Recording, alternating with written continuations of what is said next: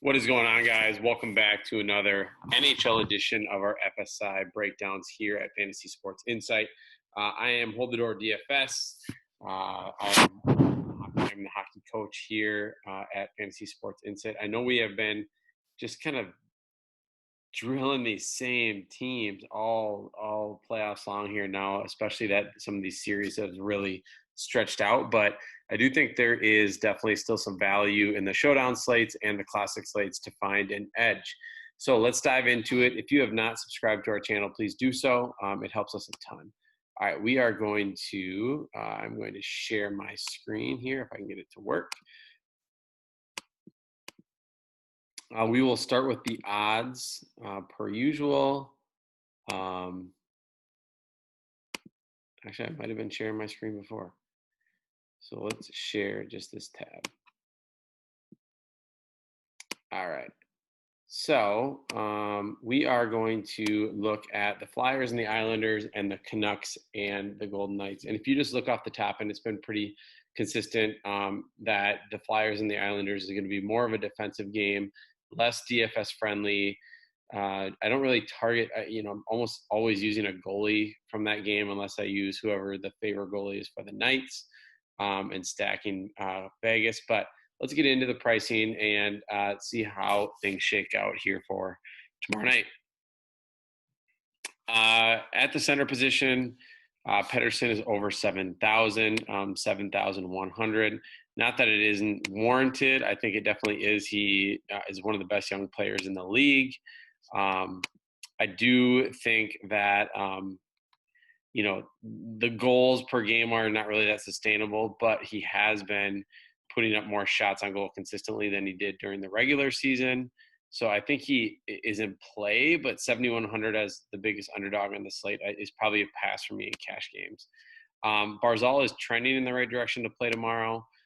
Again, just the floor is not there. The upside is not really there in what will be another probably low-scoring matchup between the Flyers and the Islanders. The next set, Bo Horvat. I know he scored a goal last game or 2 games ago, but again, somebody that just doesn't have a floor. And as again, one of the biggest dogs on the slate, I'm passing on Vancouver, except for one player in cash. So Wild Bill Carlson is one of those boomer bust plays. Again, low floor play, but correlates well with the rest of. I think he's actually been skating with Stone and Pacioretty. So I think he is definitely viable for upside, but again, not somebody that has a great floor. So now, as I've already gone through 4 players, and Pettersson has the best floor of these guys, but you can just tell that I don't really want to pay a lot at center. Couturier is likely not going to play, by the way it sounds. We have Brock Nelson, who has played really well the last 2 games, and does have a lot of ice time. I think if Barzal does go out, Brock Nelson might be on the ice even longer. So I don't mind him there. Kevin Hayes has had some decent performances here. 6 shots on goal is really appealing. So, somebody who has a similar floor to Carlson and Barzal, but now is, $1,000 cheaper. It makes it a little bit more interesting. Pajot also has been playing a lot of ice time, has a decent floor with shots on goal and block shots. He's had a couple goals in this series, 3 goals actually. So I think at 5K, he's definitely in play as well. Again, none of these options I'm really loving at center. It's a lot different than when you're playing the slates with Colorado, where you're obviously already locking in the most expensive player on the slate, and Nathan McKinnon, who had a goal and an assist tonight again. Paul Stastny, though, at 4,400, again, low floor play, but does correlate with Riley Smith and Jonathan Marchessault for the favored team. Nicholas Roy, or Waugh, I don't know how it's pronounced, gets decent minutes, might block a shot or 2. So I can't fault you for him at 2,800. I think he's a viable punt. Cizikas has been a pretty popular punt for people at the center position. He hasn't been all that good, but he's on the ice a decent amount. He's on the 4th line. He's on the PK. So you might block a shot or 2. He actually had an assist in the last game. paid off that $2,600 price tag. So I think Cizikas or Nicholas Roy or Waugh would be viable in that spot. Let's go to the winger position where that has more of the players that we want to pay up for. Patches here at 7,400. Again, just because he didn't score a goal last game, he still had 5 shots on goal. So he has not only an implied floor, but if you look here over the course of 1, 2, 3, 4, 5, 6, 7 games, in 7 games, he's been in double-digit fantasy points in all except for 1. So really love him here. Not somebody I normally pay 7,400 for on a normal slate, but relative to the other options that we have here, I think him and Stone are clearly the best winger options. Stone does have a little bit lower floor, doesn't shoot the puck as much, but is definitely more involved in passing and in the power play. So 6,800, I think he's viable, but not a must. But he would correlate with Patches if you play them together. Moving down, Anders Lee is somebody I'll pass on. JT Miller, pretty goal dependent. Look at that, 1 shot, 1 shot, 1 shot, 0 shots, blocks a couple shots, but he is a passer, as you see here. He will rack up the assist on the power play, but not somebody that's as much of a likely shooter. 5,800, if you are stacking Vancouver, I think he's fine and in play. And also Brock Besser at 4,700 had a monster game last game with a goal and assist and 5 shots on goal. 4,700 is pretty appealing at that price tag. But I do think if I am fading Vancouver as a whole, besides the defender we'll talk about, I would rather not waste a winger spot on someone like them. Voracek has been pretty awful. Besides a couple games, he was pretty good early on, so I'm not really playing him. We have Tanner Pearson.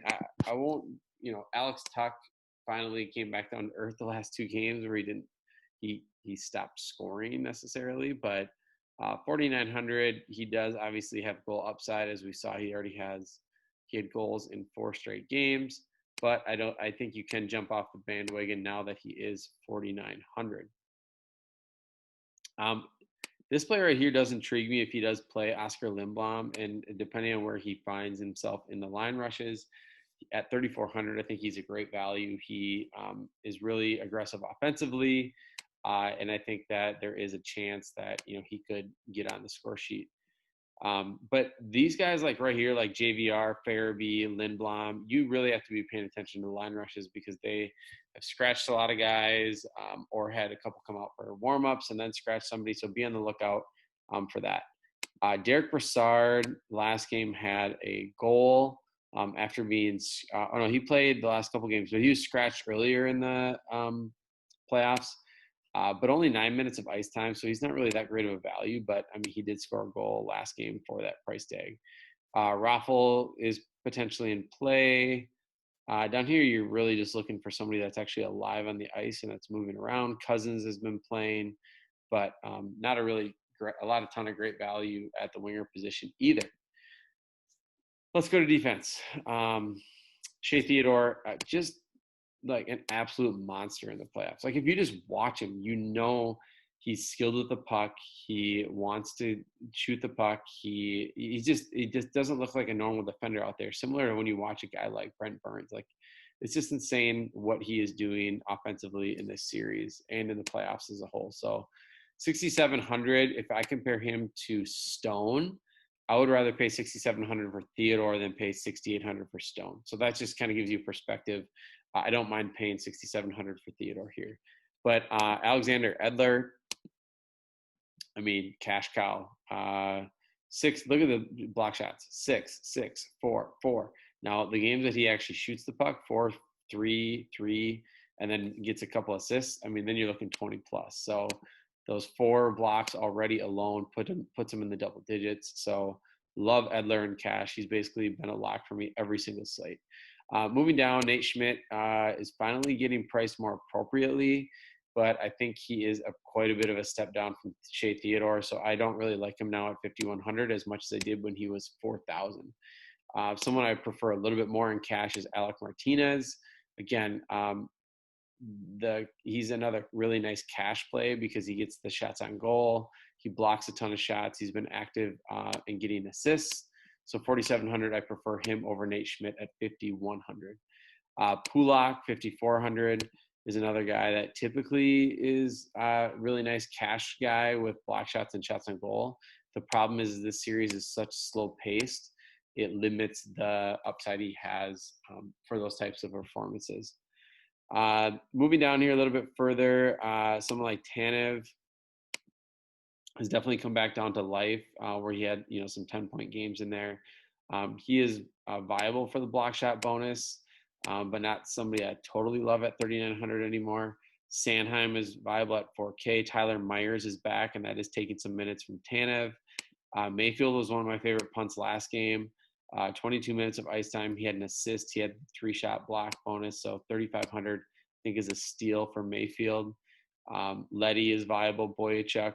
Do make sure that when you are looking at the defensemen here for the Islanders, that you just make sure to see who's all in, because they do rotate. Then down here, Vegas, Braden McNabb is always in the first pairing, so he does get decent amount of ice time. Will block a couple shots.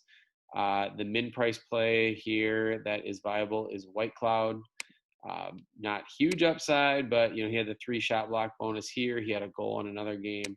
2,500. He's not going to likely get you 0, but it does take up value defenseman spot. At goalie,